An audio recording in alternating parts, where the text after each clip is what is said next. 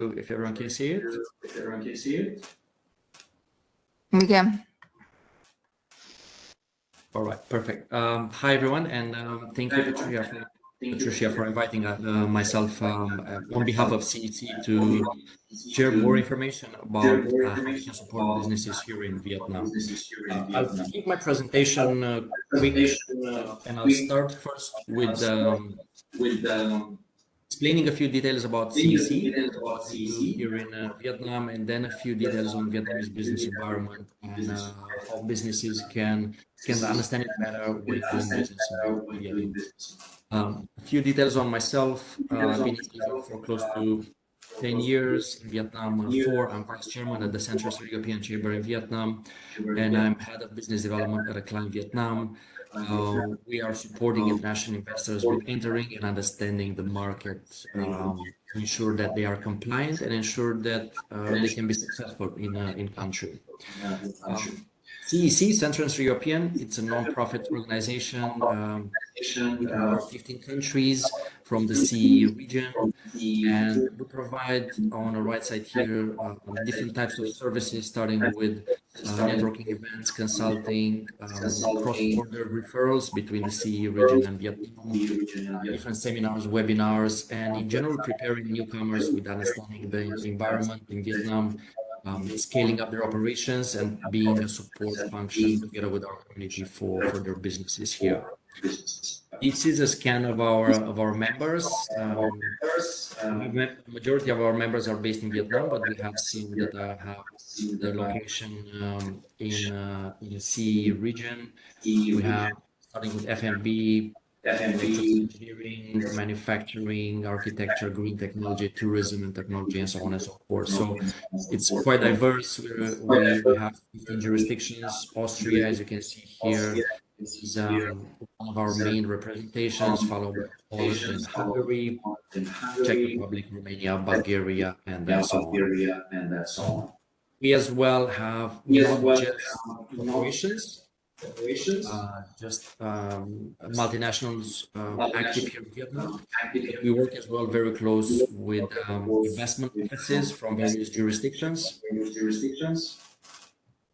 such as Polish Trade and Investment, Hungarian Trade and Investment, Austrian Investment Office, Czech Trade, and a few others. These are a few of our services, as I mentioned before. So we're doing networking, market analysis with recommendations for sourcing in Vietnam and establishing business relations, especially for the newcomers. We provide different market research and legal and commercial backgrounds for Vietnam, referring to different businesses in the CE region. And we also have a soft landing program that looks at market and strategy, company formation, and business development. EuroCham is an umbrella chamber here in Vietnam, covering all the other sub-chambers representing the European community, including the CE region. Our membership and the way we work is directly linked with EuroCham. So membership in the CE enables our members to have broad and direct access to the entire EuroCham members and community. More than 1,200 members already in the EuroCham chamber here in Vietnam, with quite a lot of benefits related to government liaison, lobby, and support functions in different key areas and sectors of main focus in Vietnam. And I'll move towards a quick summary on the Vietnamese story, the growth and its potential, and looking a bit on a few metrics, numbers, and a few sectors that are relevant for Vietnam and the CE region. A few details here: trade surplus on exports, 6% up in 2022, on imports, 8% up compared with the previous period. Vietnam's World Bank ease of doing business position from 91 climbed to 70 place, which is a good achievement, looking at the government support of promoting and enabling business to trade easier and to do business easier in Vietnam. there is a high commitment on the manufacturing value chain growth and moving up from the let's say basic manufacturing facilities and production models towards more high tech, and that involves as well moving across from China and moving across from other jurisdictions in Vietnam, those production facilities where a lot of US and a lot of European investors were present. Here you can see a chart looking at the main countries and main investors here in Vietnam. You can see Singapore as a number one, let's say, investment hub here in Asia, and funneling through investors from European Union as well through the Singapore hub. And then you have Korea, and then you have here the Netherlands and then Denmark, two European countries. Also, you can see here the manufacturing, production, and real estate as the top three sectors, looking at the Vietnamese growth on FDI in 2022. And as well, here some data from Eurocham looking at main sectors and FDI connection between European Union and Vietnam.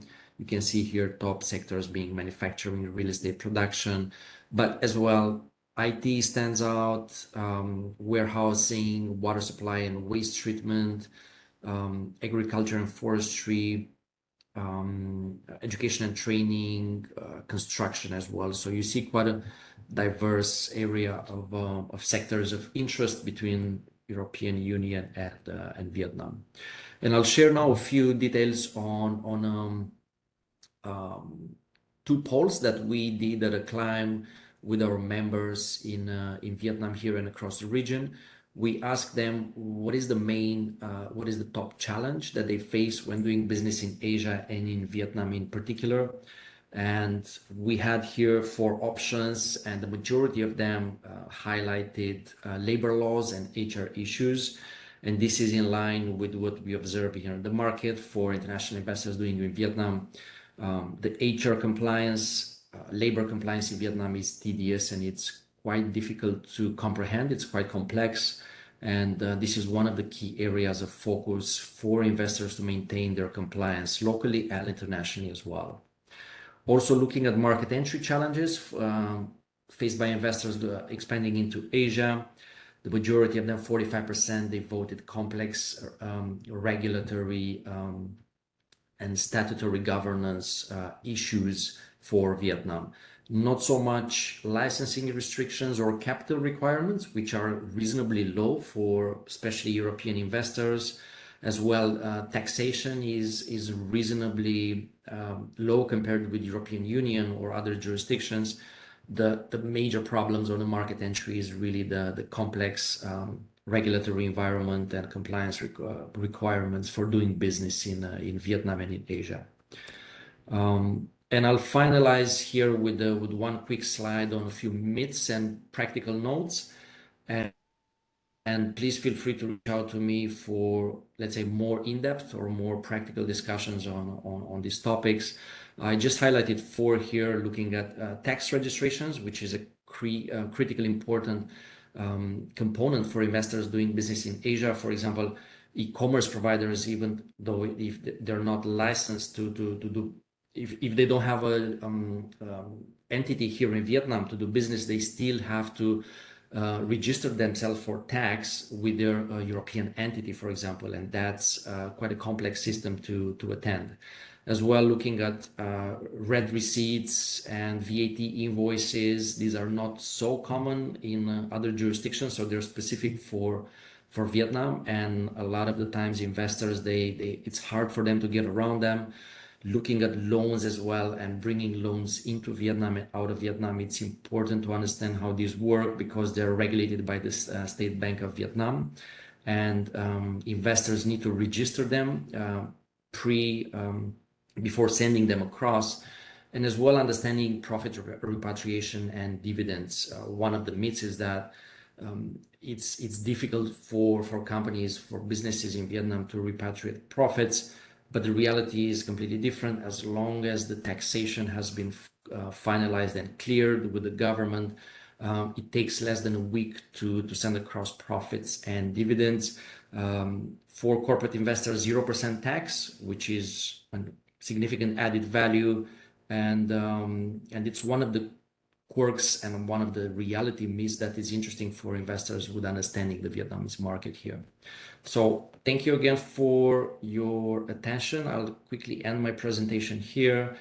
If there's any questions or if I can support you in any way, do feel free to reach out to Patricia for my contact or reach out to myself directly. Thank you for your attention. Patricia, over to you.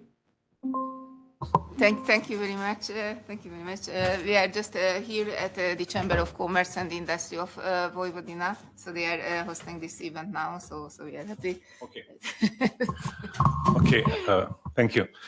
I would like to welcome you as on behalf of Chamber of Commerce and Industry of Vojvodina, and we are always glad to host subjects with different themes and different interesting topics, and we are always ready to increase the possibilities for our companies to be involved in some markets, some new market, which can be very important in the future. And of course, we will be always here to help. And I wish you a very pleasant day and fruitful cooperation. Thank you.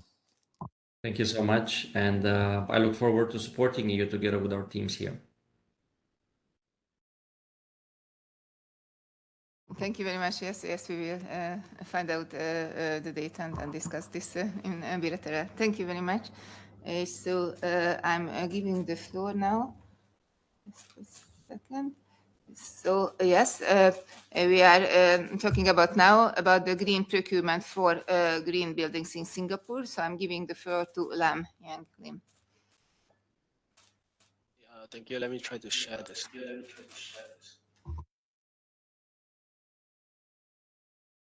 Are you looking at the correct screen now? I hope.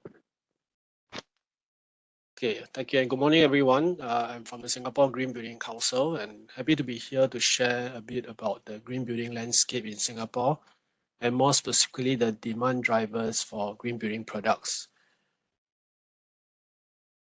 So before that, a quick introduction about Singapore Green Building Council. So Singapore Green Building Council, or SGBC for short, is a member of the World Green Building Council Network. We are a membership-based organization as well, and we have more than 450 corporate members across the built environment. So corporate members are not just confined to Singapore companies, but they can come from anywhere around the world. And we see our key roles as to enable market transformation by leading change and forging partnership with the industry, build capabilities for individuals, for professionals, helping them to upskill and identify new skill sets that are crucial in the green economy, as well as to increase the awareness for the wider community through engagement and outreach programs. We utilize multiple outreach channels to share knowledge, technologies and innovations with our green professionals, and importantly to educate them on the green trends, innovations and solutions available in the market, because awareness is key. This is one of our outreach programs that targets the wider community, especially homeowners. So although SGBC has always been a business-to-business kind of setup, we came to realize that a lot of the solutions are useful to homeowners and they are also key stakeholders in the bid towards reducing carbon emissions. So we need to have a more relatable messaging for the wider community, homeowners especially. So we have a microsite that is really customized for members of the public, and it carries information and simple solutions that homeowners can implement in their daily lives.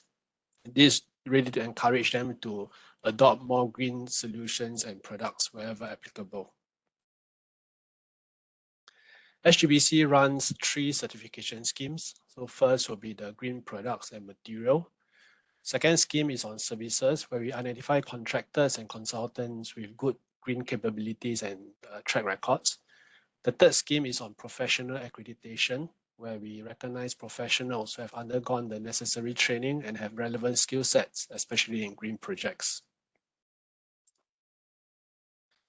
So now we will touch on what Singapore is doing on the topic of sustainability. So we have the Singapore Green Plan, which is the national sustainability movement with concrete sectorial plans and targets over the next 10 years that will position us to achieve net zero emissions. The 5 key pillars are city in nature, sustainable living, energy reset, green economy, as well as resilient future, and they aim to touch on almost every dimension of our lives. Green government and green citizenry are the key enablers to achieve our targets.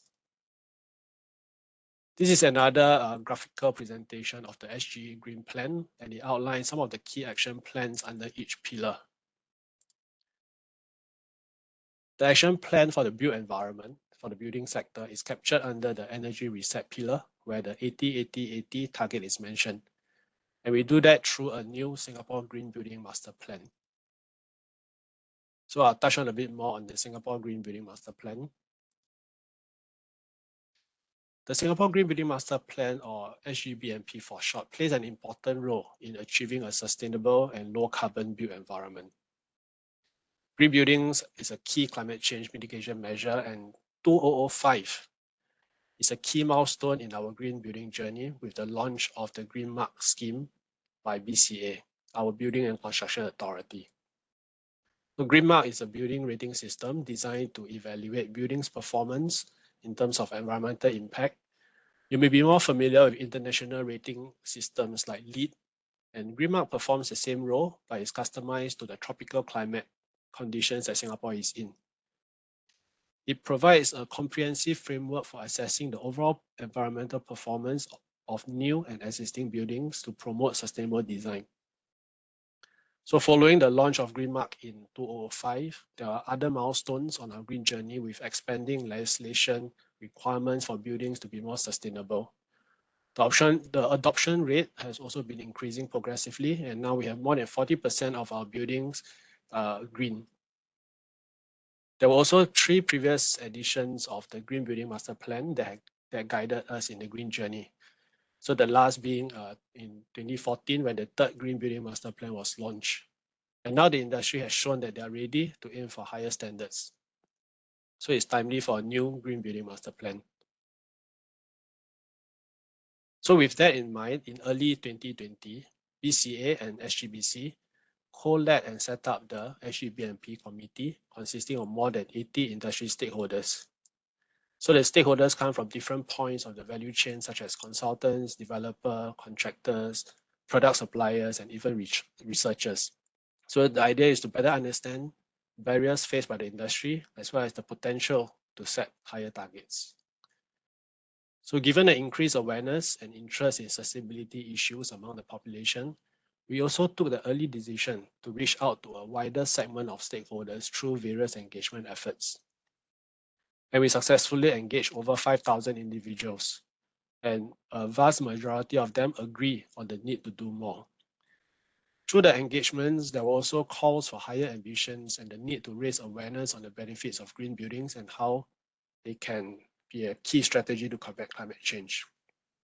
So with that, we took in the suggestions and feedback and collectively shaped new vision and the key outcomes.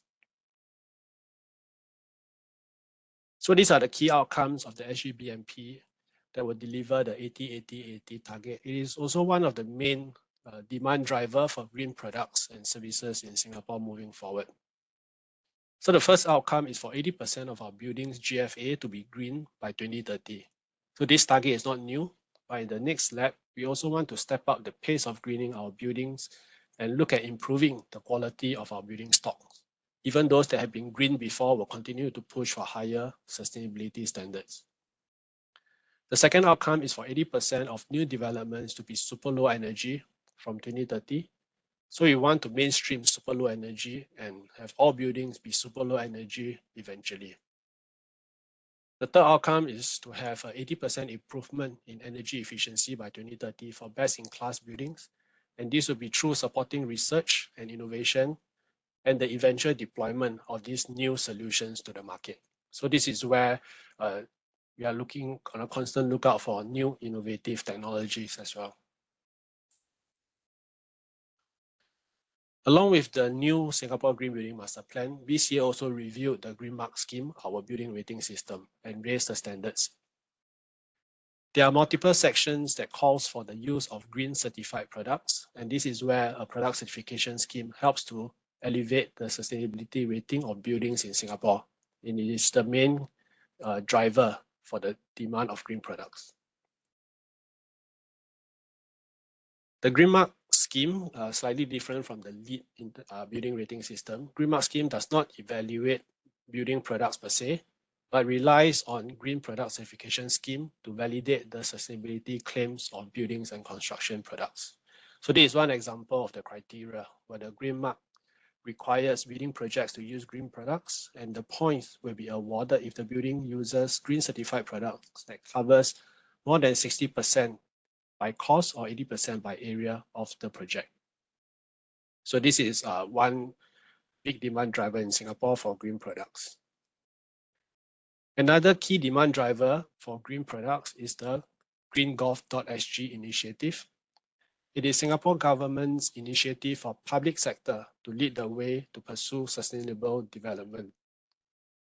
It is also a component and enabler of the Singapore Green Plan 2030. Under the initiative, the public sector will strive to attain ambitious sustainability targets in carbon abatement and resource efficiency. So there are three pillars: Excel, Enable, and Excite. And under the Enable pillar, government agencies are required to purchase products that meet high sustainability standards of their projects, which means they are also required to use green certified products as long as they are available in their fit-out works. So in the earlier slides, I talked about the two main demand drivers for green buildings and construction products. So the natural questions will be how to identify if these products are green and what are the accepted certification scheme. So this is where a product certification scheme like the Singapore Green Building Products or SGBP can support the industry, both as solutions provider and specifiers. So this is one of the certification scheme that Singapore Green Building Council operates. So the scheme provides a rigorous and independent assessment on the building products' sustainability claims, and certified products can help to promote a healthier and safer living environment, and of course help developers and building owners meet their sustainability targets. So the scheme allows the designer and specifiers to have an overview of products that have been certified sustainable. That means they can save the time that will otherwise be spent on sourcing and comparing the numerous solutions out in the market. So instead of talking to so many solutions providers out there, specifiers can now narrow their search to just those solutions that have been certified and have more in-depth discussion. So using a product that has been verified by third parties such as SGBC will also give the specifier a greater sense of confidence in the product's sustainability claims.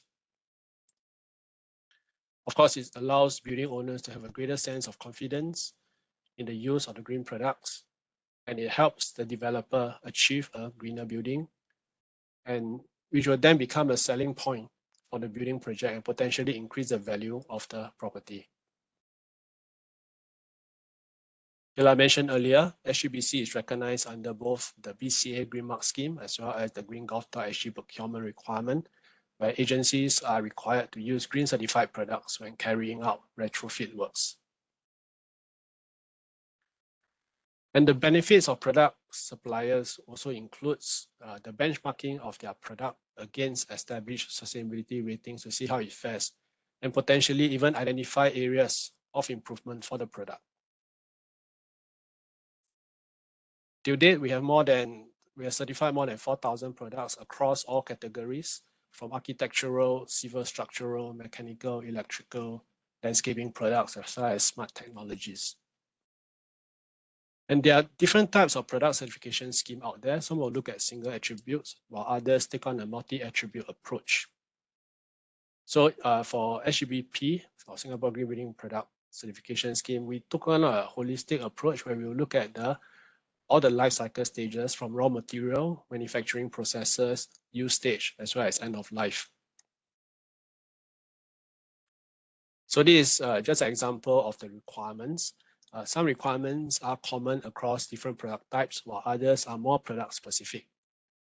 As you can see, the requirements will cover multiple aspects of the life cycle stages of the product. For example, under raw material extraction stage, we want to limit the use of hazardous and carcinogenic substances. We may ask for evidences which can come in the form of test reports to show that specific substances are not used in the product. We also want to encourage the use of raw materials that has a lower carbon footprint and to promote circularity. Other manufacturing phase, we want to encourage responsible use of resources in manufacturing processes. So you can do that by looking at the energy and water use management policy. Under the use stage, products that don't use hazardous substance will now benefit occupiers of the space because hazardous substance will not leach into the space. There can also be product-specific attributes that we use, for example, energy efficiency, or even durability, depending on the type of product that we are certifying. And finally, at the end of life stage, we want to promote recyclability and reduce the generation of waste. So these are some of the requirements. So some of them are mandatory, while others are supplementary requirements that are not compulsory. And each requirement and criteria will be customized to ensure it is relevant to the type of product and nature of the product that we are assessing. So if you are interested to get your product certified but unsure if your product can fulfill the requirements, so you can always talk to us. Okay, so with that, I've come to the end. Thank you for your attention. So if you have further questions, you can write into inquiry@sgbc.sg or certification@sgbc.sg. Thank you. Thank you very much. Indeed, it was very interesting for us, and we will surely orienting our clients towards you. Yes. Thank you very much for your very interesting presentation. And we have here one man, Csongor Pásdi, who is producing something what could be linked to your activities. These are modular boxes. It's a completely new, innovative product that you can build in the buildings, and it's a modular. It's very easy to transport. The logistic costs are very low. And we would like to send you data about our production and the product. And this patent is under, it is in the process of intellectual property protection. So thank you very much. Thank you.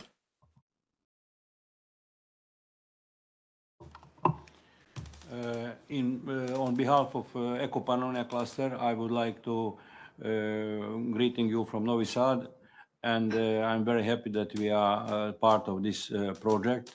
We've been together for more than 1 year, and in front of us we have more than 1 year to finish this project. So I think, or I hope that you will come to Novi Sad and that you will have the possibility to have this very interesting event and to organize it in Novi Sad, maybe exactly here in the Chamber of Commerce of Vojvodina, and to open new possibilities for further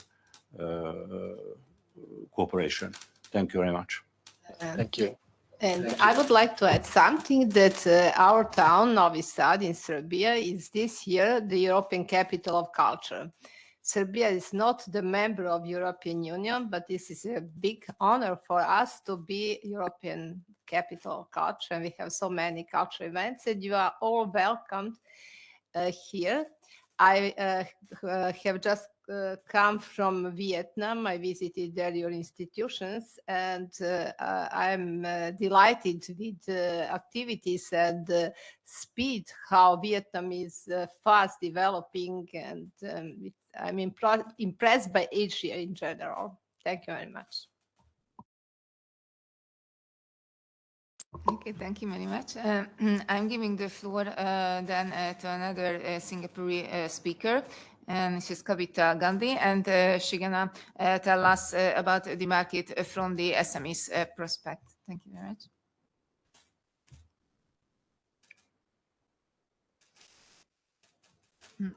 I cannot hear you. Hi, thank you, Good. Patricia. Mind sharing my presentation?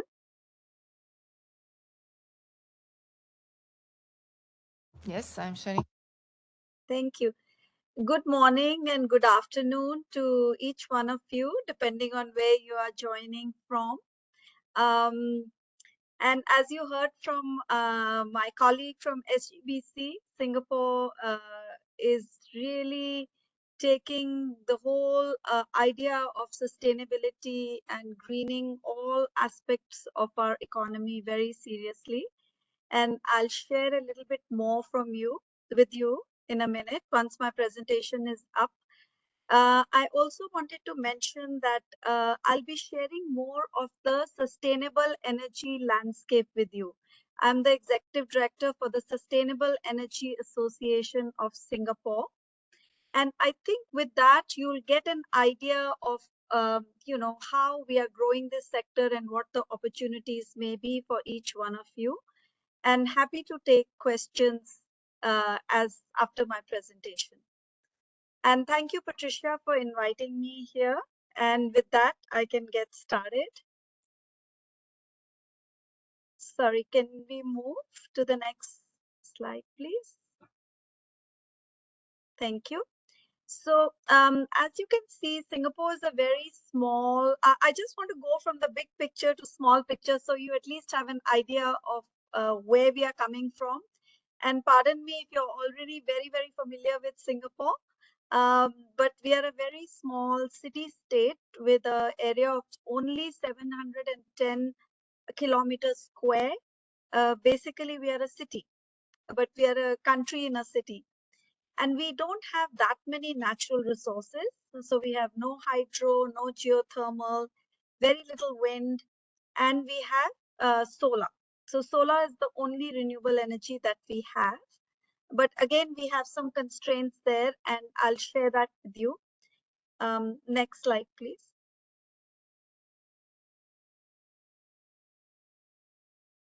So again, in this slide, you can see that right now we are very dependent on natural gas. So our power comes 95% dependent on natural gas, but we are in the process of transitioning. And as you can see, we have very little coal. And so at the moment, it's the cleanest form of energy that we can use. But there is a plan to be net zero by 2050. So how are we going to do that? To go from 95% natural gas to net zero. So that's what I want to share with you today. So if we go forward to the next slide, please. As Lem from Singapore Green Building Council was sharing, that we have plans to reset our energy, whole energy infrastructure. We are looking at clean energy vehicles. So by 2030, we will have no internal combustion engine vehicles in Singapore. I don't need to touch on the greening of the infrastructure and building. You heard from Lem how they are working very actively on greening our buildings. And we are also looking at greening our energy, our power system, and as well as looking at sustainable towns and districts as we grow Singapore. So going further down on the next slide.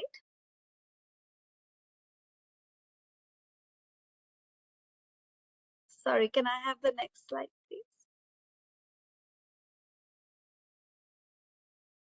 So I think some of this was shared by Lem as well, but I just wanted to take a deeper dive from the energy perspective. So we are one of the very few countries in Asia to have a carbon tax for large emitters of greenhouse gases, and it's been imposed from 2019.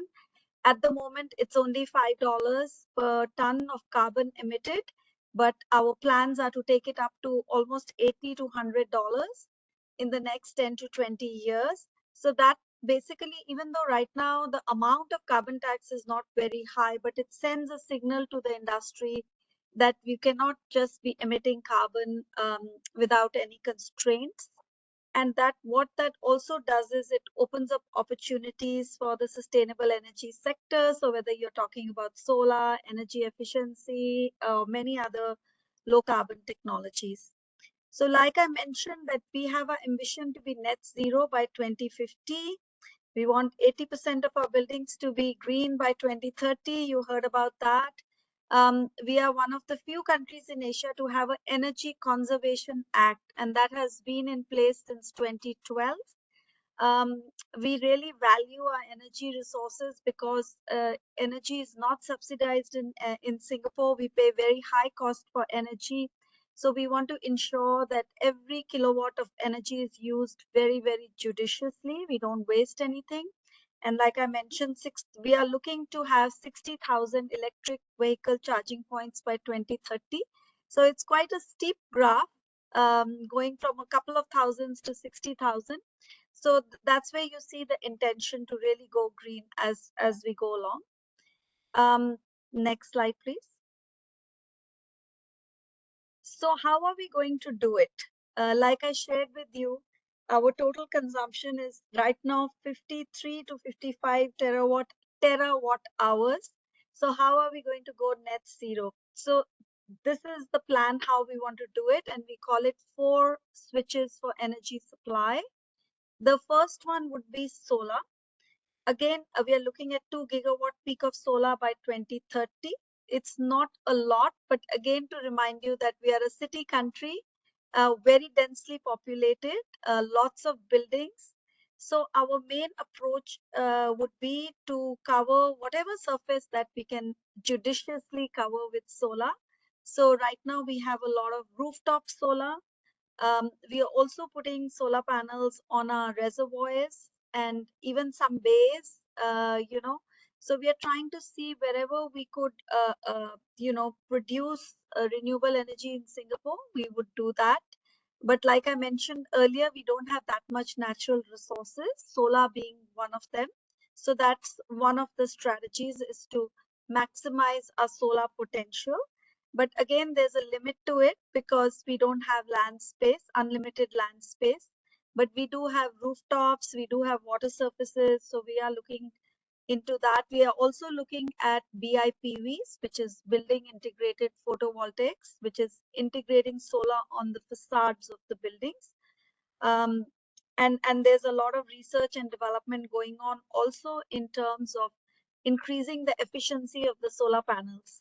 So because we have limited space, we want to see how we can extract maximum energy from these systems that we install. The second strategy would be to have low carbon alternatives. So we are looking at various low carbon technologies that are being developed, and some of them are getting pretty obvious, like hydrogen. So we just launched the hydrogen, the government launched the hydrogen roadmap for Singapore in October at a conference that is organized by my association. It's called the Hydrogen Roadmap, which lays out very clearly how this industry will be developed in Singapore. There is also a push to develop carbon capture, utilization, and sequestration, CCUS, and any other new technology that could help us to reduce our carbon footprint or generate renewable energy. Even after doing all that, both those strategies that I mentioned, we don't think that we can generate enough clean or renewable energy on our own. So we would be looking at interconnections with our regional, our neighbors, and using the regional power grids to import clean energy. So this is unlike Europe. We don't have that much of free trading of electricity on our power grids right now. There is some, but not a lot. But the idea is to really open up that channel, and how we are importing gas right now to turn it into electricity. Could we actually import clean electrons? And lastly, of course, our strategy is natural gas, but that will have to be phased out slowly over the next few decades. So the reason for sharing this is that you can see as Singapore transitions to all these various technologies, you may have some technologies or solutions in this area that could be applied. And I also didn't share too much generic stuff about doing business in Singapore, because Singapore is a very open economy, as you may know. In fact, we have 37,000 international companies that are operating in Singapore, out of which 7,000 are multinationals who have their headquarters in Singapore. So I think that says it all, that it's a place which is very easy to do business. So I'm not going to share that part, and that's not really my expertise, but I can connect you to people who can tell you more about doing business in Singapore. But I'll continue to focus on sustainable energy and what are the opportunities in that sector. So if I can move to my next slide, please. I also wanted to share with you the profiles of the greenhouse gases in Singapore. Many people think that Singapore doesn't have too much industry, but we do. In fact, 60% of our greenhouse gases are coming from the industrial sector. We have a very large petrochemical and oil and gas hub in Singapore, and many other manufacturing facilities as well. Pharmaceutical is a big industry, electronics is a big industry. So all this leads to greenhouse gas production. And then we also have gases coming from the building sector, from our transport sector, the household sector, as well as other sectors. So if we move on to the next slide, please. I wanted to again talk a little bit more about those four switches, about so the solar, sorry. Yeah. So we talked about solar. So some more numbers here, 1.5 gigawatt peak of solar, which can power around 260,000 households by 2025. We are looking at 200 megawatts of storage, because solar comes with its intermittency. We do have, cloud cover in Singapore. So we want to see how we can have a more consistent renewable energy. So a lot of research and development is going on storage side of things. And basically, we also, as an association, we did a white paper where it was assessed that Singapore's technical potential for doing solar energy is about 8 gigawatt peak. So that means a technical potential means that how much space do we have, and based on that, how much solar could be produced and how could it be maxed. We could be maybe maxing it out at about 8 gigawatt peak, given today's technologies. So if there is a change in technology or more efficiency of the module, this could go higher as well. Then if I go on to the next slide, is like I was mentioning about the regional power grids, about importing access to clean and cost-effective energy options beyond Singapore borders. And some of the countries that are immediately adjacent to Singapore, where we see a lot of potential, is countries like Indonesia. There are some Indonesian islands which are very close to Singapore, and through subsea cables, clean electrons could be imported. There are many of our member companies that are very keen to develop these projects in our neighboring countries. And it's also, basically we are looking at how we can benefit the host countries where the projects will happen, and also benefit Singapore, where the clean energy would be imported too. So again, this is a big area, a potential market area. So anybody who's producing cables, solar panels, or doing project development in this area, or would like to finance such projects, would be a very good opportunity as well. Next, please.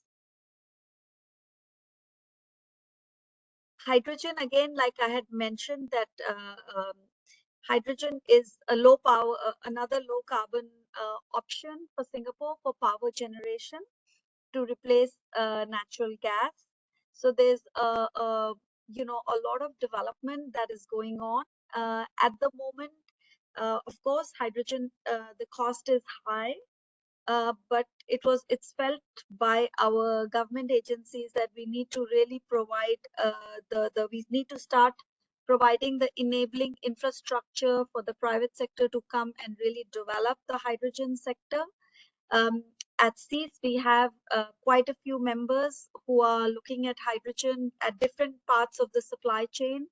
And again, this is a big opportunity for any of the companies, to look at hydrogen as a potential of doing business in Singapore. Next, please.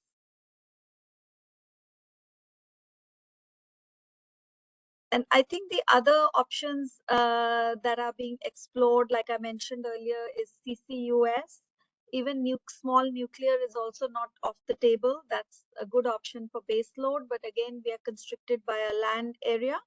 And there are a lot of studies and feasibility studies going on to see how this could be incorporated into our power system.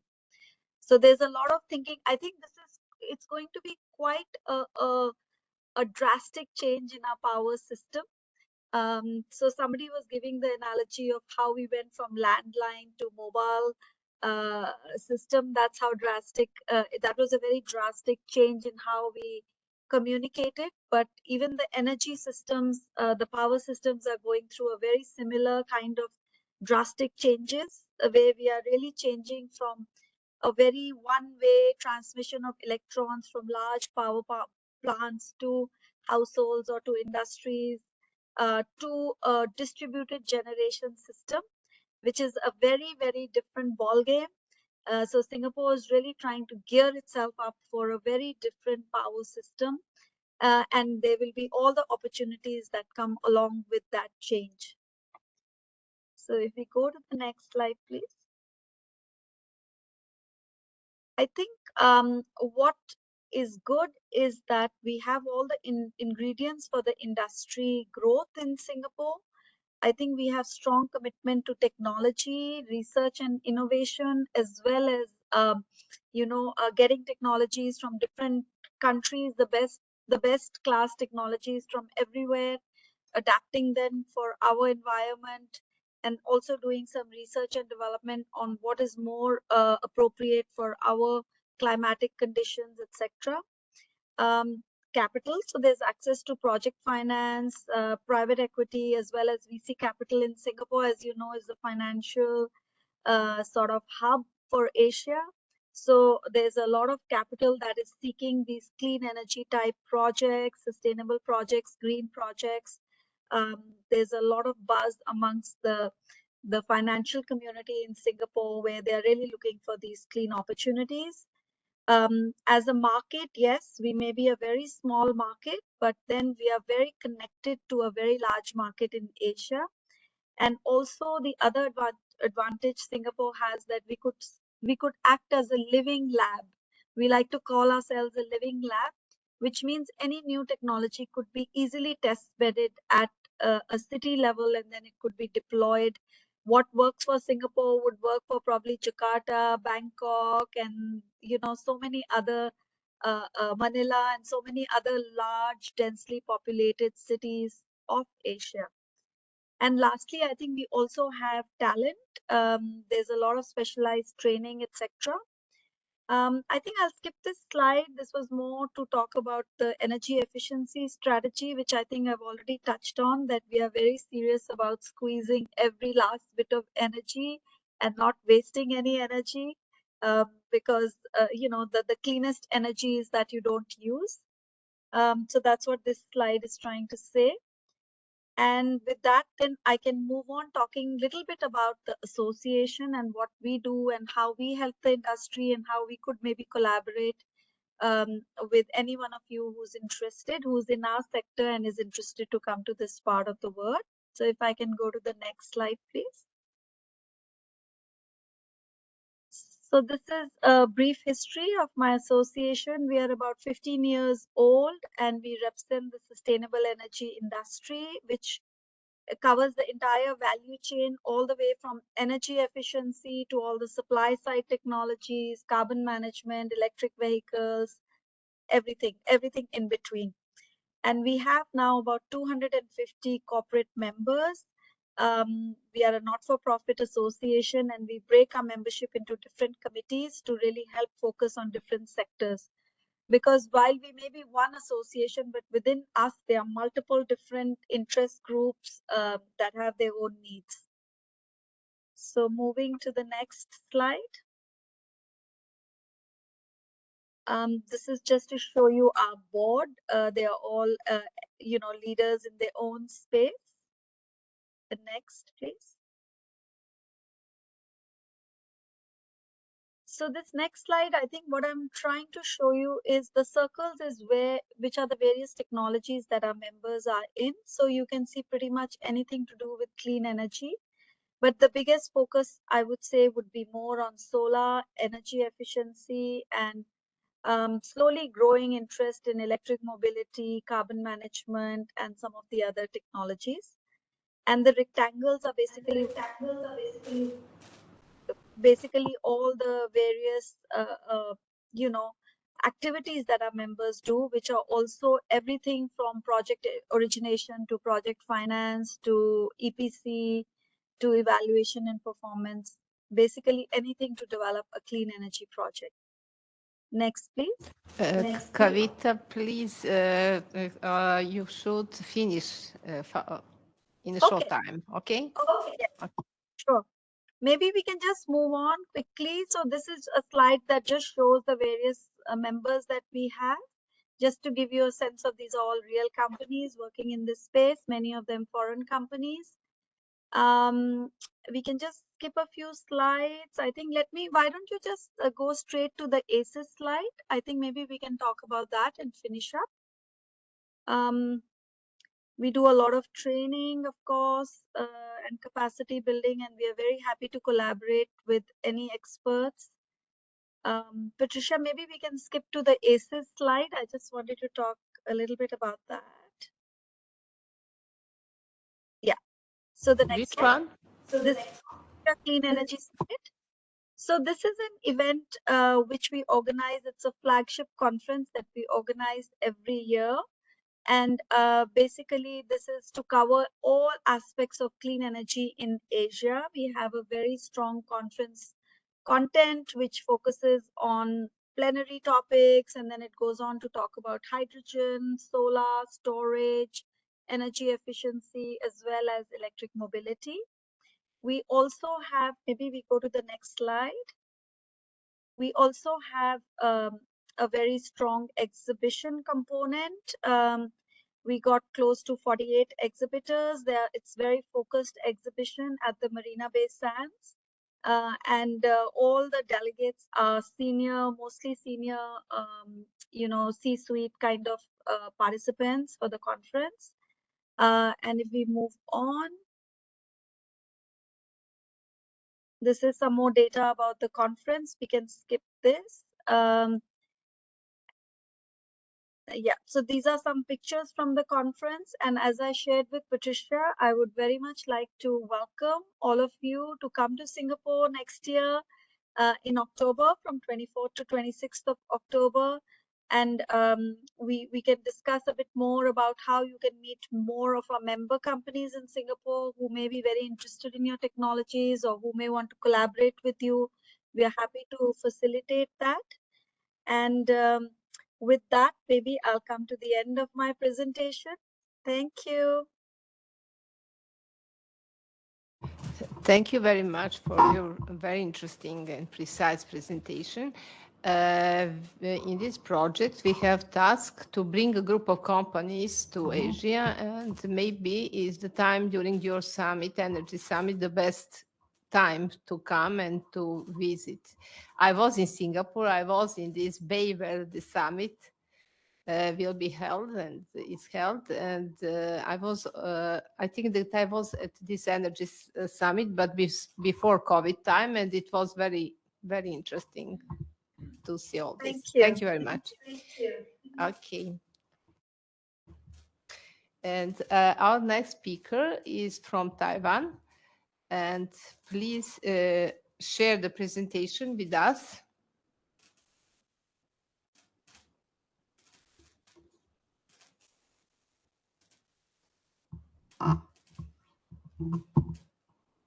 Okay.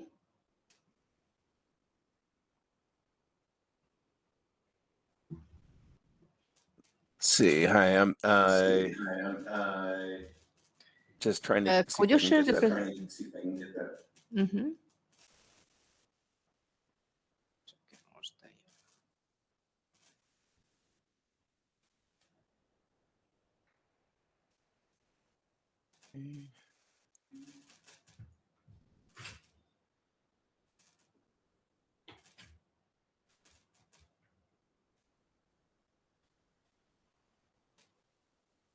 Okay.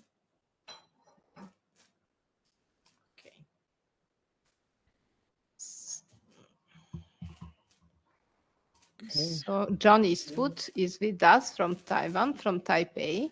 So welcome, and please start your lecture. Okay, great. Is it up on the screen? Yes, it is on the screen. Oh, okay, great. I just wanted to make sure I did that right. Well, it's a great pleasure to be here today. I'm with the Iger Law Firm in Taipei. I chair the Intellectual Property Rights Committee at the European Chamber of Commerce in Taiwan, and I've worked in Taiwan for about 20 years. Our firm's a full service firm, and in the past 5 or 6 years, nearly every practice area has worked on matters related to Taiwan's push for renewable energy. That said, I hope my comments today are more broadly useful for companies in other areas of green projects. It just happens to be sort of the lens in which we've seen some of these things.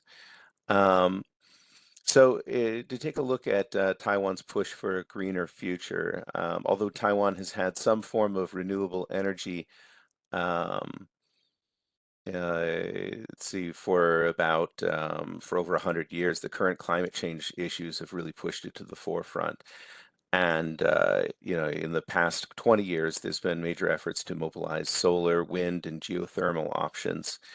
Nuclear, which had been the mainstay of Taipower, which is the national, both the major power generator within Taiwan, former state-owned company, still substantially state-owned, and also the holder of the grid. Was significantly, those nuclear power plants were significantly sidelined in the aftermath of Japan's Fukushima disaster, in which very similar reactors suffered massive failures. Same or similar models of nuclear power plants made around the same time, all in environments with similar geological risks. Taiwan, like Japan, does have massive earthquakes and can potentially be hit by tsunamis. And so Taiwan's final plants are being phased out. Okay, but with tech comes issues. In the midst of this effort, you have a lot of foreign companies with experience in technologies in wind, solar, and other systems coming into Taiwan.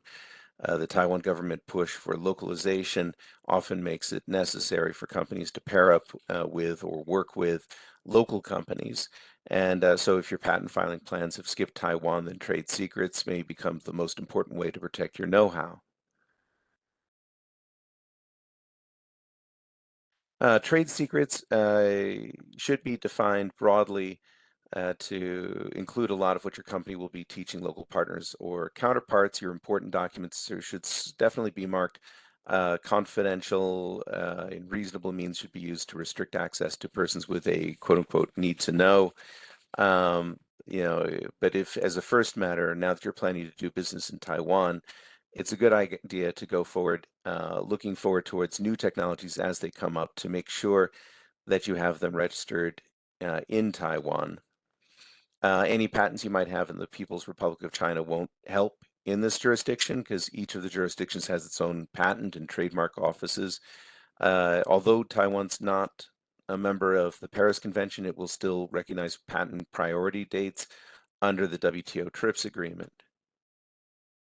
Okay, in terms of copyright, we do run across a lot of companies whose main technology in the green sector is software. Software is often enforced under copyright in Taiwan. So if your company has proprietary software, then it's good to know that Taiwan grants protection upon creation for works created in all the WTO member countries. And Taiwan does not have a copyright registration system, but the courts will recognize and accept information about registrations made elsewhere in the world. There's criminal and civil options for enforcement, and that can be a strong stick. Certainly, we've ended up doing that in the renewable energy sector in Taiwan for companies that had needed to bring down the hard hammer of the law against folks who were not paying. Now, trademark strategies, we usually think it's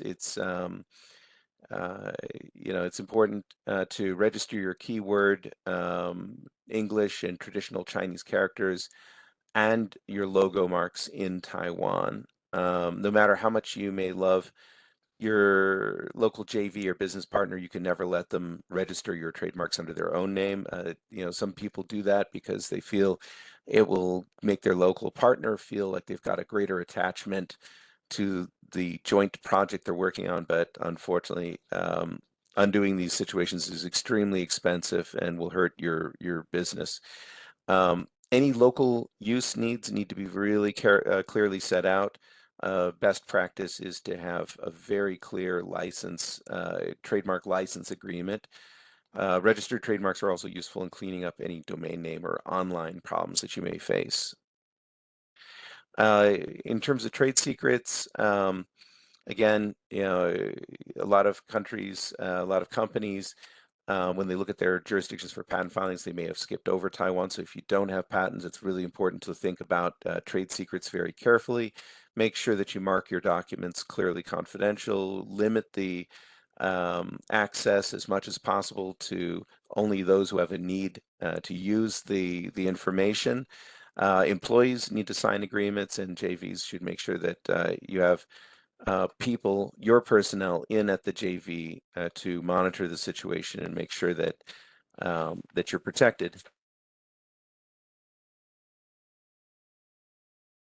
And then in terms of trade secret enforcement, criminal and civil options are available. It's really important to be vigilant. Prosecutors and courts will want to see your evidence. It may be hard actually to try to get police or other prosecutorial authorities to start a case if you just have a feeling that something's gone wrong. You really do need to keep track of what's going on and to really have some basis to go to them with in order to make sure that you know that something amiss is happening, something wrong is happening. Keystroke and other monitoring software can be really important in that regards. For example, numerous companies have been able to use keystroke monitoring software to trace through situations where employees were emailing out to, say, using their personal email accounts in the office to try to essentially send themselves key documents or information or to leak out information. And also it can be a way just to keep track of what kind of downloads occur. If you have some sorts of ways of monitoring, having the IT people monitor major downloads or downloads over a certain size, you can generally be able to stop people stealing trade secrets from leaving the country, but you have to act fast. There's specific sensitivities to any situations involving persons trying to leave Taiwan and go to China, mainland China, with trade secrets, because that's definitely come up for some of the major leading companies in Taiwan already.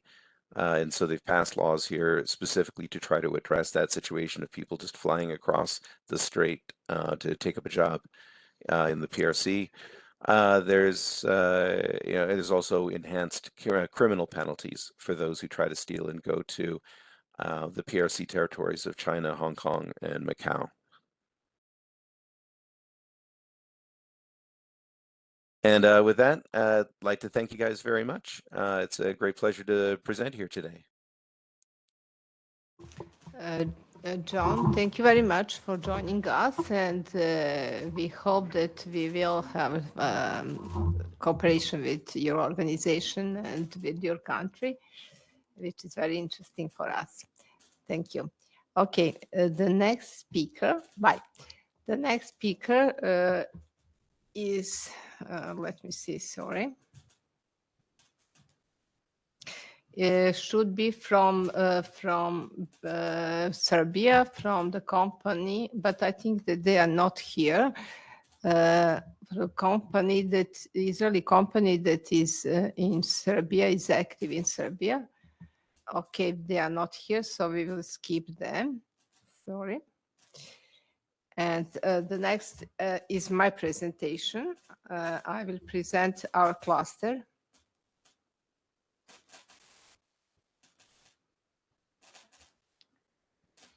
Sorry.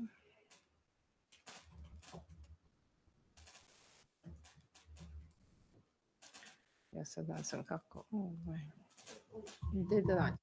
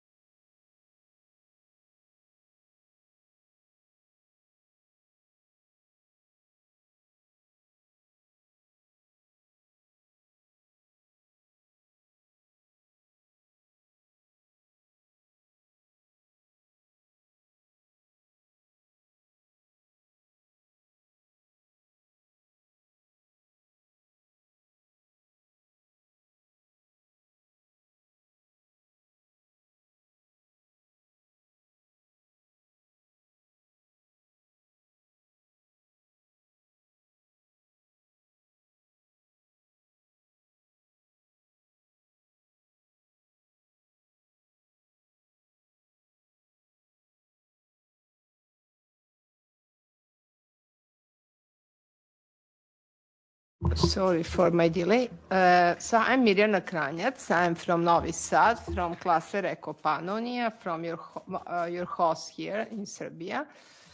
I will present our cluster. Ecopanonia is located in Novi Sad in Serbia in the north region next to Hungary in Vojvodina. And this is cluster for eco-energy and eco-culture. Our mission is to find innovation, to support innovation of our members, to implement eco standards, to increase competitiveness of this sector in our country, and to develop cluster capacity and efficiency.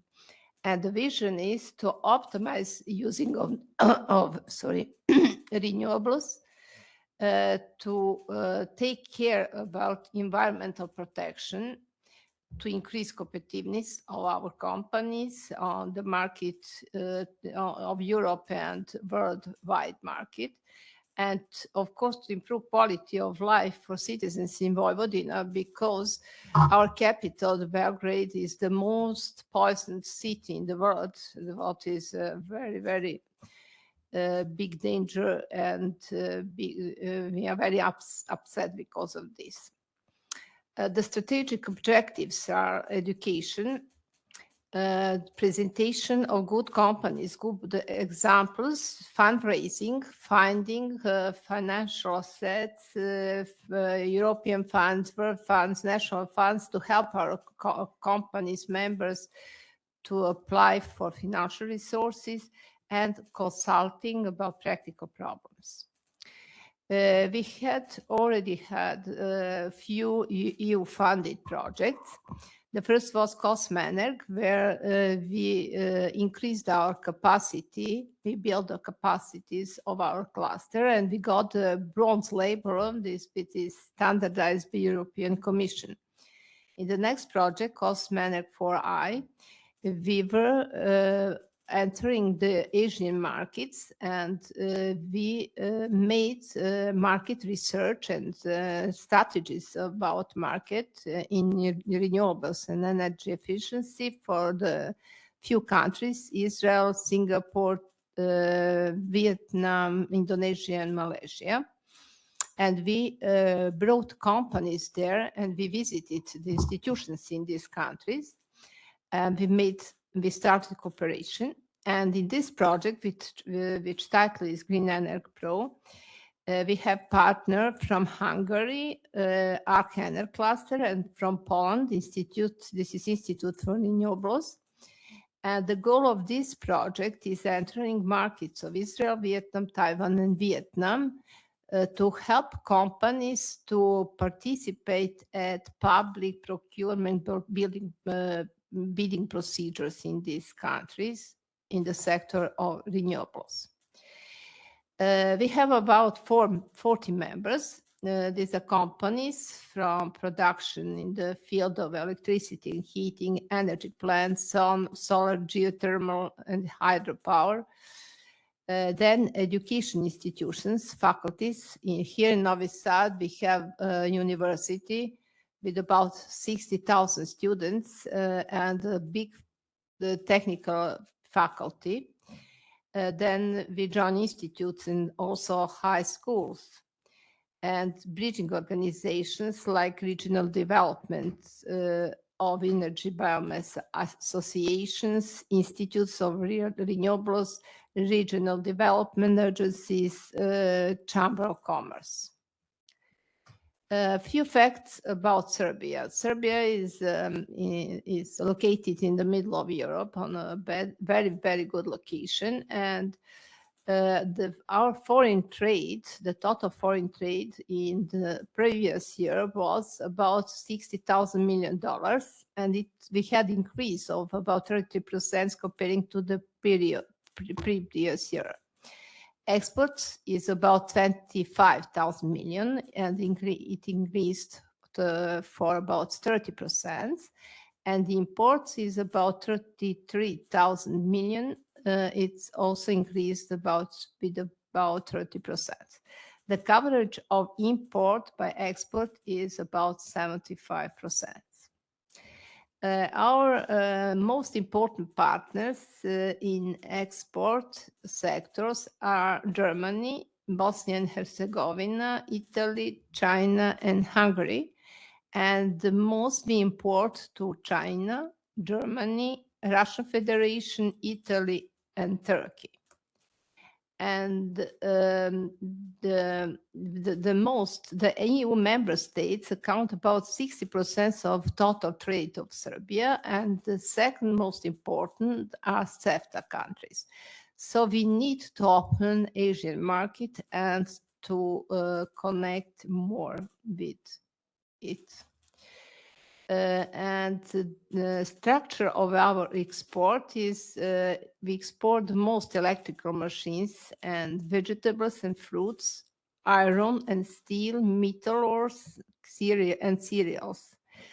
And we import electrical machines, petroleum, road vehicles, medical and pharmaceutical products, and industrial machines of general use. Coming to this project, what are our plans for this and next 2 years?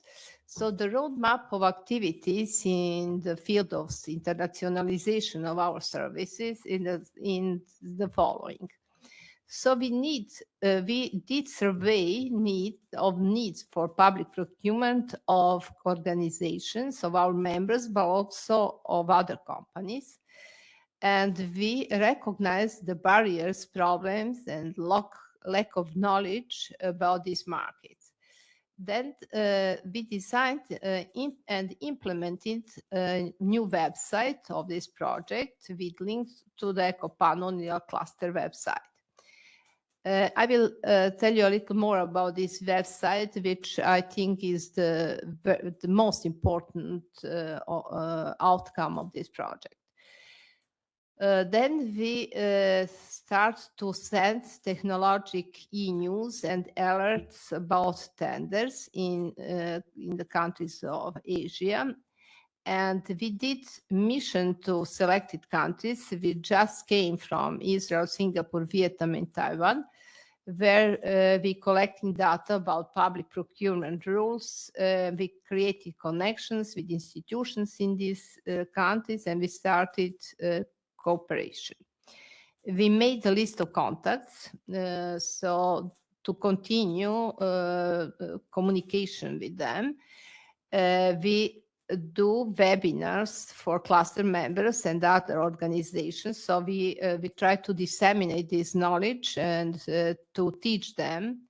And just now we have an international workshop in Novi Sad, which should define future activities regarding the stakeholder needs and to present your offer and your possibilities for further actions. Next year, we plan to have training to present internationalization services that are available to cluster members from our organization. Then we will start to send them e-newsletters to inform them about new technologies, news in Asian countries, and public procurement possibilities. Then we plan to go to international workshop in Warsaw, in Poland, where our third partner is from. And there we will create a joint internationalization strategy. So the whole partnership of Serbia, Hungary, and Poland will offer joint services. And we will have webinar for cluster members. So we always try and to share our knowledge about internationalization activities. And in 2 years, in 2024, we will have again webinar for cluster members. Then we will set up a pilot support department for technical assistance in the process of bidding. So this will be on an advisory point for 3 countries where we plan to give assistance to companies to open new markets. Then we will create a guideline about public procurement in target countries. So to make this knowledge and information and data available to the companies in 3 countries. And we will create a catalog of best practice because our task is to have as outcome contracts between companies from Europe and Asia. And coming to our website that we created through this project, this is the one page of the website, and we offer internationalization services. And each company that is registered on the site can select if they want news in this area, is this sector of renewables, or tenders, or the both from the countries Taiwan, Vietnam, Singapore, and Israel. And if they select and they are registered and the administrator let him have the information and the data, then they will get alert with any new tender which is launched in these countries, and also the news, and it will be permanently when they appear. So to get this service, the company should be member of our cluster, Ecopanonia, and the membership fees are very low. So the basic services the cost are about 150, not about, but exactly 150 euros per year for a company. And if you need basic pro services, so advanced services, which will be not only news and tenders, but helping companies to reach the goals in these countries, then the fee will be 250 euro per year. Thank you for listening to me and to being with us. And I hope that we will start successful cooperation. Thank you. And we are going further to the next presentation.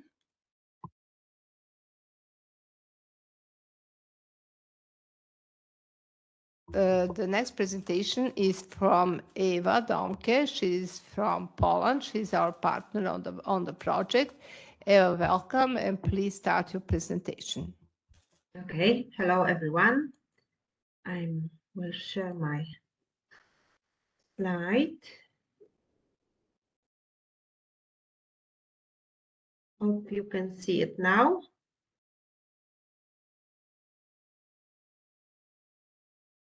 Can you see my slide? Yes, okay, thank you. Thank you, Mirjana, for introducing me. I will just shortly say a few words about cluster from Poland that is a partner in Greenerg-pro project. Regarding our goals and internationalization strategy, I think most of it is in line with what Mirjana already said, as we are in the same project and we build a bigger international cluster network. So the goals and the steps that we foresee are very similar. I'm representing Baltic Eco-Energy Cluster from Poland. We cover mainly northern part of Poland and central part with our 130 members. The cluster was established in 2007 when there was in Poland a big cluster movement, I would say, and there were many incentives and encouragement from local authorities to build this kind of network among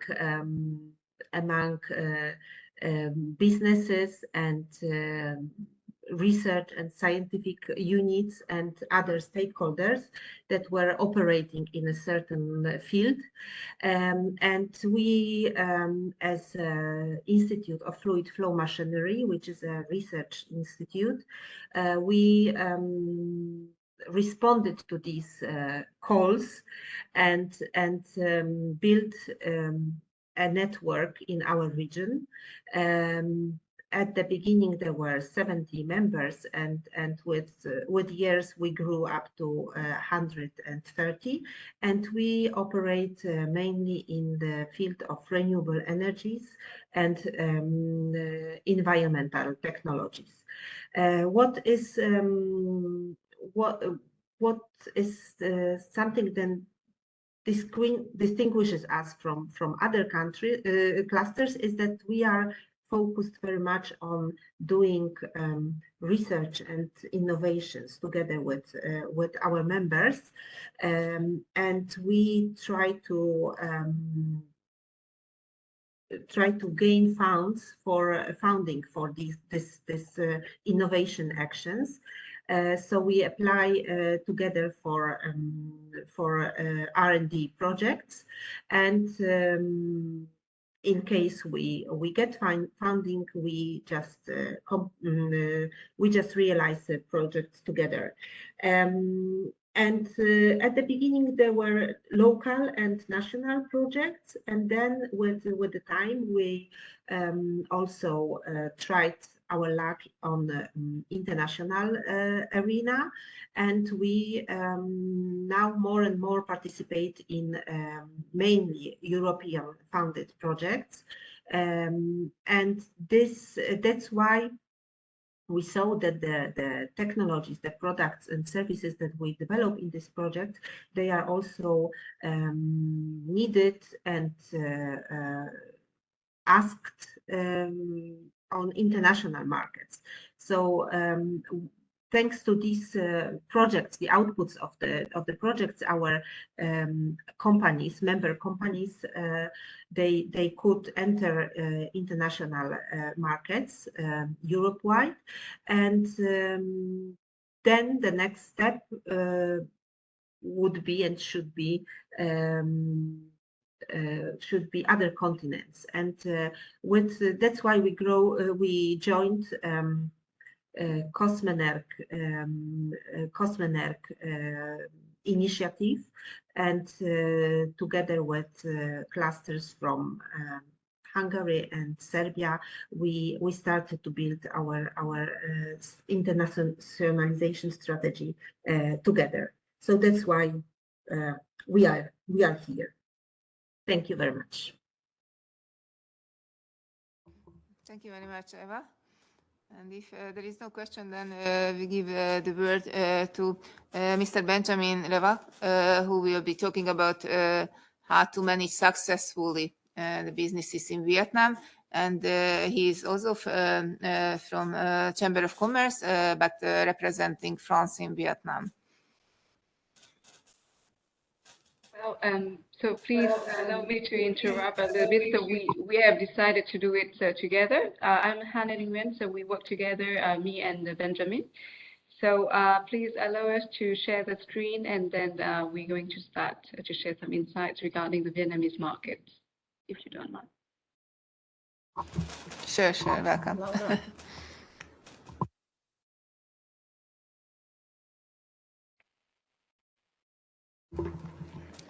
Can you share, or shall we share? We're going to share. Okay, good, okay. Okay.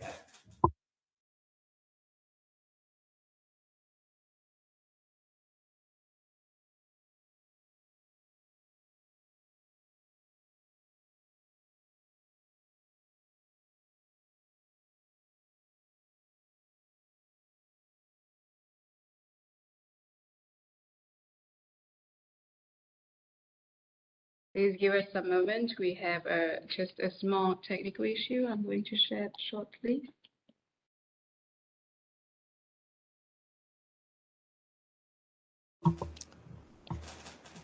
If you have problem, you can send the presentation and we can share.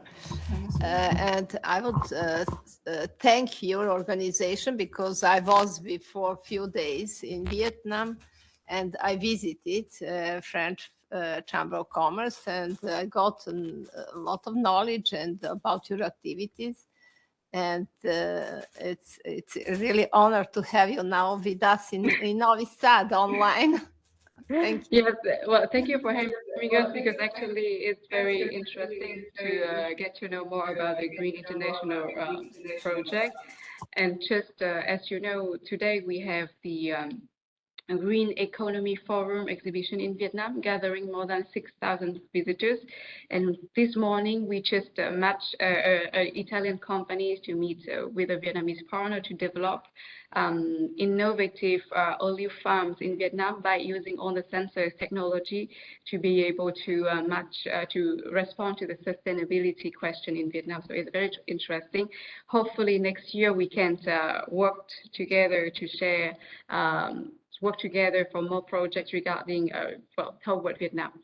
So please just give me a second. I think I have my slide here. Could you see it? Yes, it's okay. Yeah. So yes, please allow me to introduce again. So I'm Hanh and Nguyen, head of the business support service at the French Chamber of the French Chamber of Commerce and Industry in Vietnam. We are operating here in Vietnam since 1989, and together today with my colleagues Benjamin Revah, we would like to share some insights regarding the Vietnamese market.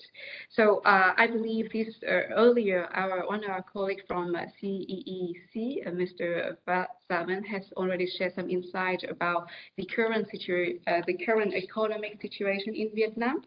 And however, in order to complete this part, I'd like to invite you to take a look back to the last 30 years to see the economic evolutions in Vietnam, to which sets the context of it is today. Because by accompanying many companies integrating to the Vietnamese market since 1989, we realized that in order to well settle in a foreign country and in an emerging country such as Vietnam, it is important to know about the market, which includes not only economic factors, but also political and social development factors. So here it is. So the country gained independence since 1975, but after that it was heavily affected by the war's consequences, and the economy of the country by that time was heavily suffering. This situation impoverished the country even more after the war. And then it has forced the Vietnamese government to implement new economic reforms, which was called Đổi mới, literally standing for renovation in English. And these very first reforms allowed the private sectors in Vietnam to develop by that time. Because the country decided to switch from a centrally planned economy to a market economy. So before 1986, there was no private companies in Vietnam. Private sector didn't exist. And also this year is the first year where Vietnam established the first law on investment, which allowed foreign company and foreign entrepreneurs to get inside Vietnam, but in a very limited sectors. The years of 86 mark one of the most important milestones in the economic development of Vietnam because it starts to open the country. However, during that time, the country still suffered from many international embargoes, and only until 1995, the country developed to take the very first step into the international community by joining the Association of Southeast Asian Nations, the ASEAN, in order to foster the economic exchange in the region. And then in 2007, Vietnam finally set the full step into the globalization process by joining WTO, connecting to a wider market in the international stage. And I believe for all of us sitting here, 2020 is a remarkable year, marking the signature of the EVFTA, European Vietnam Free Trade Agreement, allowing to connecting more European enterprises and entrepreneurs to Vietnamese entrepreneurs and also the Vietnamese market. So this milestone is not only important for Vietnam to foster exportation towards European markets, but it also allows our European companies to get to know more about the Vietnamese market and to find a way to enter to the Vietnam's market in a better and more efficiency, because these free trade agreement foresee the elimination of almost 99% of the custom duties. My colleague Benjamin will explain you further in the next few minutes. Last but not least, in 2022, Vietnam joined the Regional Comprehensive Economic Partnership. This is a partnership created between Vietnam and the ASEAN bloc, China, Korea, and Japan, Australia, and New Zealand.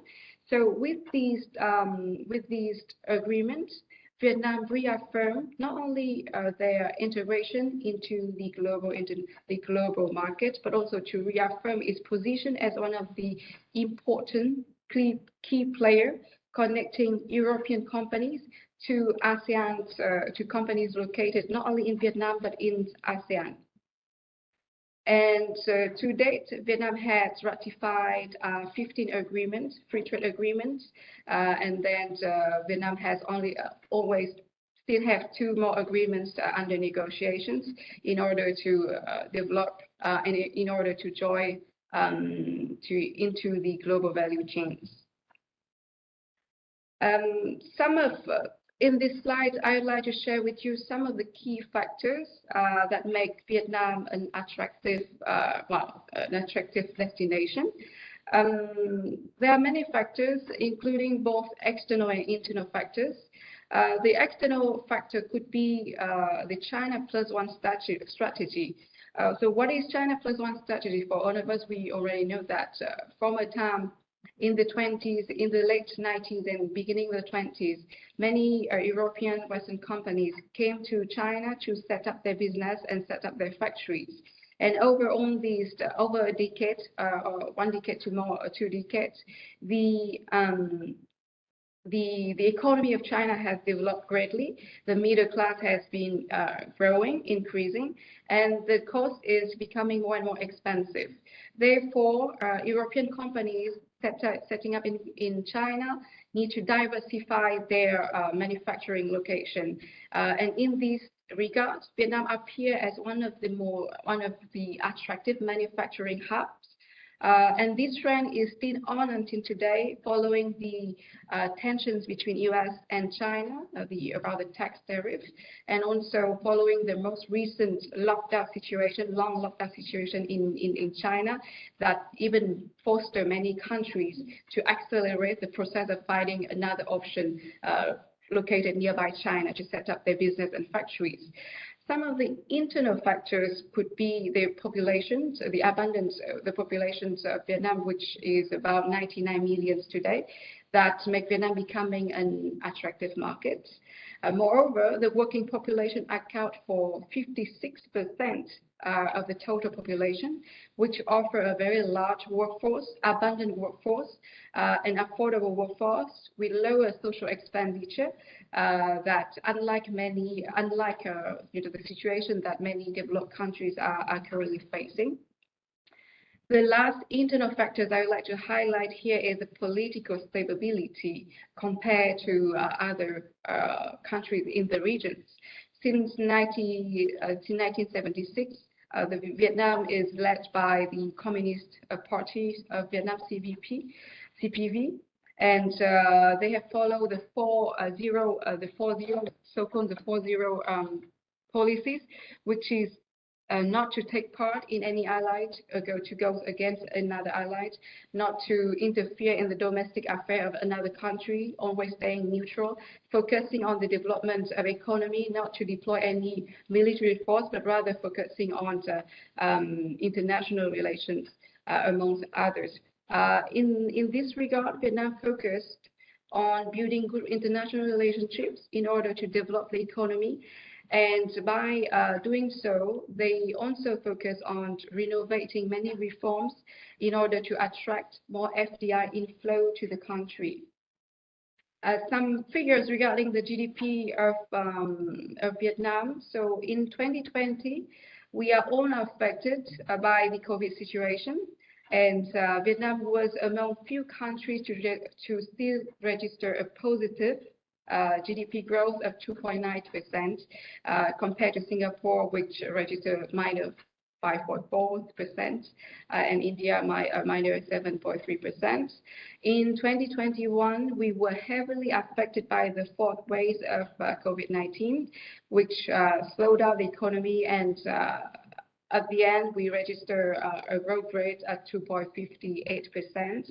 And this year, market lines, according to market line research, Vietnam is expected to grow by 6.7%. On these notes, there are all of these factors make Vietnam become a more and more interesting emerging market in Southeast Asia for many countries, for many investors, especially coming from Europe. And since the topic of today, since we are talking about the green question, the green economy and green internationalization today, I'd like to add just a few notes regarding the trends of the development of Vietnam. So far, since 1986 until today, Vietnam has switched from a dominant agriculture-based economy to a service and industry-based economy. And in terms of industry-based economic development, Vietnam focus on attracting FDI coming to the country to develop the factories in order to re-export those made in Vietnam products. And one of the key trends today is the question of sustainability. How to attract, what kind of business we should attract into Vietnam, and what kind of technology we should attract into Vietnam.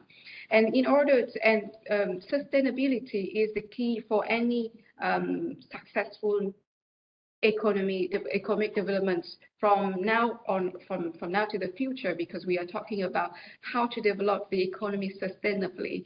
And in this regard, at the COP26, the Prime Minister of Vietnam has committed to achieve net zero carbon by 2050. And recently at the COP27 in Egypt, the Prime Minister of Vietnam reaffirmed this ambition and was calling out for support from European companies, from European institutions to provide expertise to the country, because we should know that Vietnam is still a developing country. We have human resources, we have natural resources, but we are also lacking of expertise in order to go toward the sustainability direction. And at the COP27 this month, the Prime Minister reaffirmed and calling out for European expertise in order to help the country to reach net zero carbon by 2050. So some of the key questions for companies when they decided to set up their business in Vietnam, especially our clients when we work with them: what is the target market? What is the target business in Vietnam? Where to set up the business? How to meet the legal requirements, who should we partner with, whether we need to find a local partner or we can invest 100% of foreign capital. So the question is, yes, we can now invest in Vietnam with 100% foreign capital because the country was modifying the investment law, which now allow foreign companies to invest fully in Vietnam 100% with 100% foreign capital. How to find talent? We know that Vietnam offers an abundance of workforce, but where to find them? How can we find talent that meets the skills? So in order to respond to these questions, I will pass the floor to my colleague Benjamin, who is going to explain you further what kind of activities and services we are providing in order to support European companies to new in the Vietnamese market. Thank you. Thank you, Han. Hello to all. I'm very happy to be with you today at this webinar and to be able to represent the Chamber of Commerce and Industry from France in Vietnam alongside my colleague. So at the CIV, I'm the EVFTA Helpdesk officer. So every day I respond to requests from entrepreneurs or from the Chamber's European partners companies who wish to import goods between France, between the European Union and Vietnam. For example, if someone wants to know the customs fees that will apply to the import of Italian tomatoes into Vietnam, we're ready to give them an exact figure. So we receive dozens of requests every month about the EVFTA, and we have brochures presenting the main provision of the EVFTA that we have assembled are available on our website. So they are available to all entrepreneurs who wish to be informed about these free trade agreements, and my office is open every day of the week and ready to answer all of your questions about the treaty.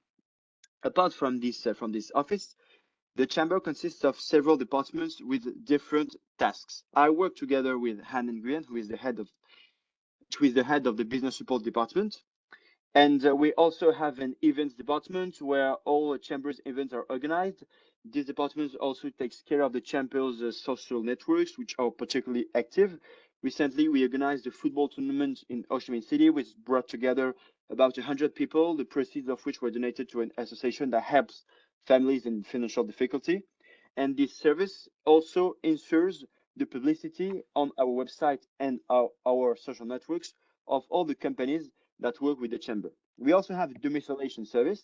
In practice, the CCIV makes its offices available to people wishing to work in Vietnam. So an entrepreneur wishing to create a Vietnamese subsidiary can contact the Chamber.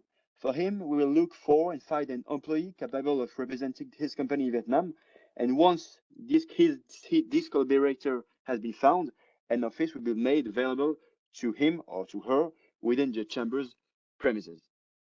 And the CCIV, as the member of the EN network in Vietnam, we receive daily requests from our EN partners who discuss with companies wishing to set up in Vietnam or simply European citizens who are looking for a job in Vietnam and do not know how to go about it or whom to ask.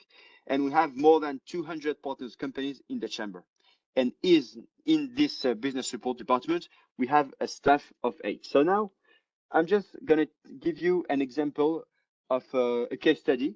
I'm going to talk for 2 or 3 minutes about Obion. Obion is a French company who has the project to settle in Vietnam. It's a company expert in nutrition and provides advice and training for animal health. It was nominated in the French Startup of the Year category in 2015 and placed 47th in the national ranking for the French Startup Express. With a team of veterinarians, Obinion's mission is to develop, discover, and render accessible scientific innovations, zootechnical tools, and IT solutions to enable its customers, veterinarians, and breeders to develop their skills to ensure their performance. Obion is developing an international footprint already present in Belgium, Poland, Denmark, and the company has started prospection in South America, Africa, and now in the south of Asia. And at the beginning of 2022, Obion contacted the CCIV. They wanted, because they were looking for distributors of its products in Vietnam. It was looking to offer its products to farms or to companies likely to distribute its products to veterinarians or kennels, and the company therefore contacted the support service of the for French companies in Vietnam, headed by my colleague. And after initial exchanges during which the company presented its corporate purpose, its demands, and its grievance, we in the department set to work looking for distributors of food supplements in Vietnam. This in-depth work was spread over several weeks, and about 50 farms, breeders, and potential distributors of animal feed supplements were contacted.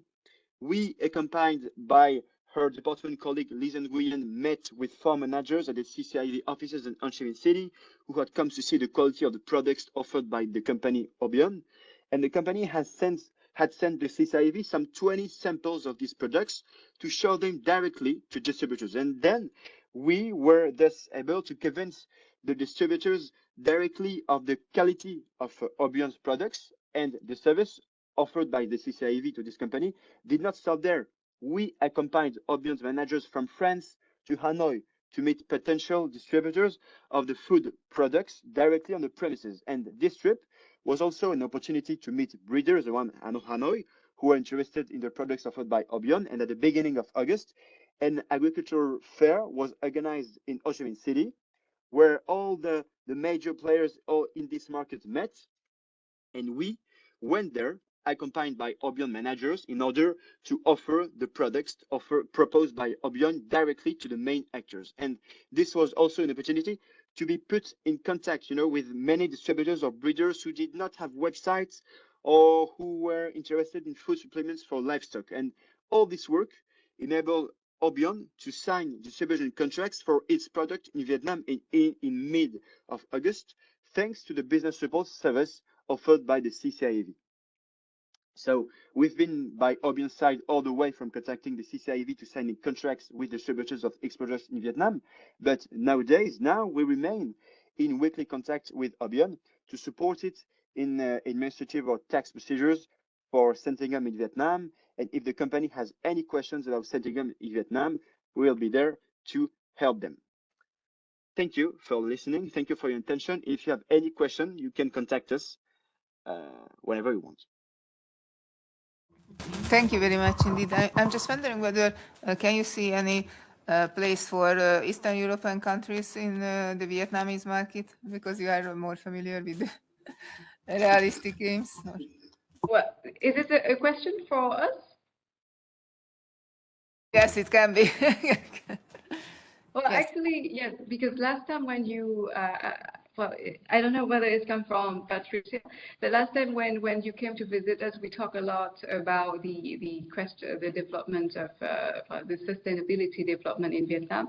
And actually, Vietnam is in general is a huge market.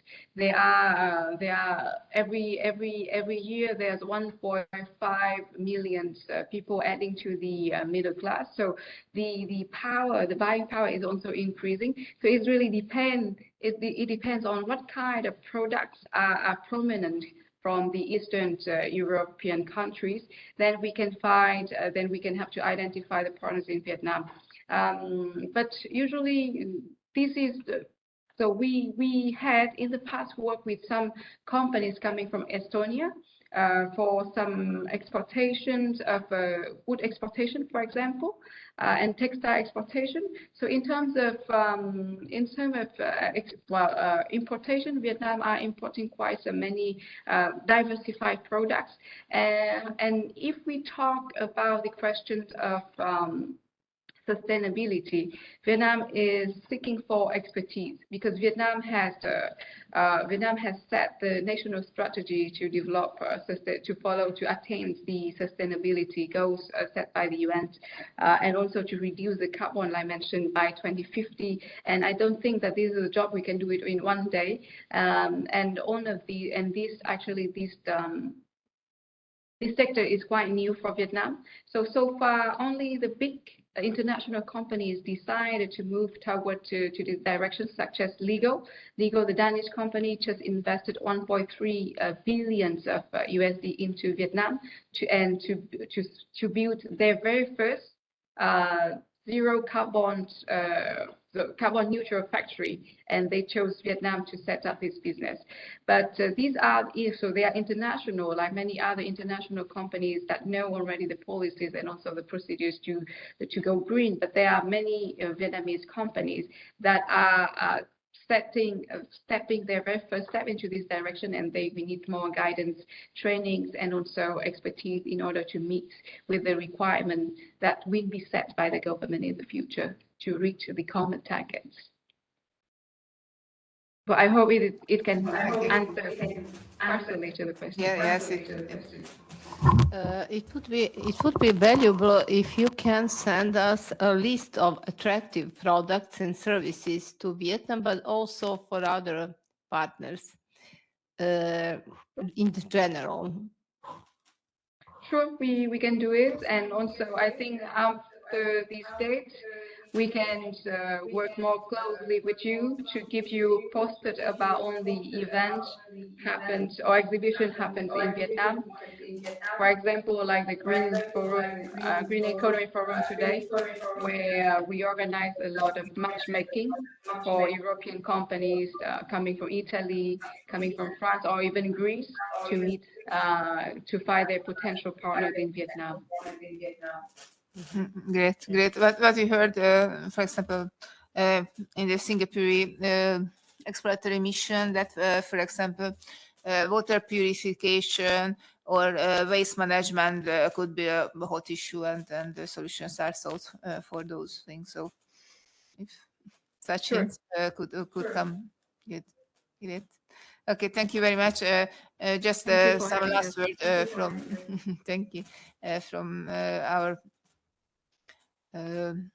cluster. I'm sorry, I have an issue. I don't know how to stop sharing. I know how to stop the camera. But if I start sharing, I think you will be big, but we'll see share. Please do. Okay, so I think it worked.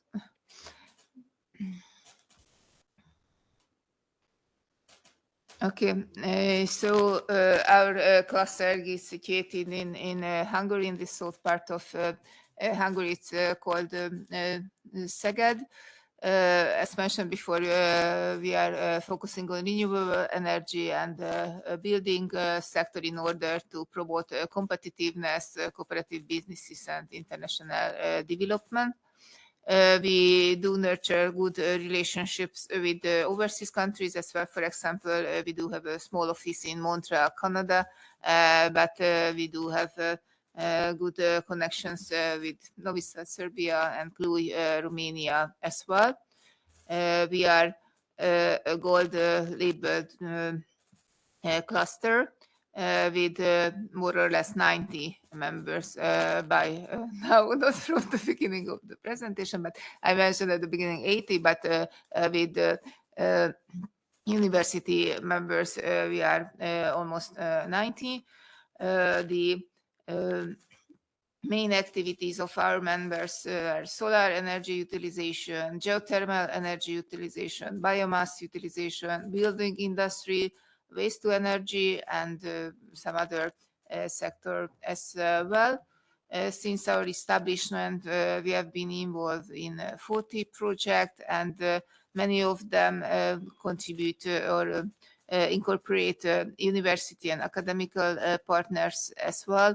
We engaged in many partnership agreements and agreements with companies themselves as well. We are well embedded in the national and international ecosystem. We work together with Enterprise Europe network, with the Export Trading Agency, with the European Cluster Alliances, and many Chamber of Commerce. As mentioned before, we are now expanding our services. So we beyond, for example, giving access and information to finance and business-related information, and now we are opening towards the consultancy on tendering information as well. Of course, we cover the research and development questions and general entrepreneurial information. This is Szeged, at the corner of Hungary, bordering with two countries. We would like to become more and more dominant players of the regional ecosystem. The country itself is quite well embodied in the knowledge regions of Hungary. So this is one of the excellent knowledge regions in our country. And here we listed some international collaborative agreement with different European clusters. We do have a partnership agreement with Germany, Poland, Slovakia, Serbia, Romania. And we started to open towards the Asian market in 2017 in one of our previous projects. And with other projects, we cover now many further countries, so not only the ones we listed, but Canada, India, the United Arab Emirates. For example, next week we will have a delegation to Dubai Big Five Fair. So we are opening at or beyond Europe, let's say this way. And regarding the action plan, my colleagues already describe the main steps, but some more concrete information here. For example, we got the hint in Vietnam that we could target this future energy show on the 12th, 13th July. So maybe we will target that one or this one, which is now happening in November. And in terms of Singapore, very prominent event is the Singapore International Energy Week. This will be run on the 23rd till 27th of October next year. So most probably that will be the event which we will bring our delegation. And we will go to India as well next October. Yes, so in a nutshell, this is our roadmap at international level. And if there is any question, okay. Yes, Mirjana has. I would like to stress that also if you would like to enter the markets of Serbia, Hungary, and Poland, we are here to help you and your companies to come here. Serbia is very developed in IT sector, so we can create applications and software and everything you want, but also in smart specialization strategy, which is a European strategy in which where you define the directions in research and development activities of any country. Serbia is we are the most focused on agriculture and food production. We have healthy food, and also IT is very important, and we are growing very, very fast in this. So you also are available to contact us if you have any interest to enter these markets of Europe, and we also would like to enter Asian countries. Thank you. Okay, thank you very much. Thank you for your attention. I think we have finished. Yes, if you have questions, then we can discuss. Okay, if not, then thank you indeed for your time and these valuable presentations. We will continue, I think, bilaterally with many of you, and we will return with our delegations next year to your countries. But in the meantime, we really need preparatory work together to have capable companies and fruitful negotiations there than in your countries. So thank you very much, and enjoy your evening, maybe, and night in your countries. So thank you. Goodbye. Bye. Yeah.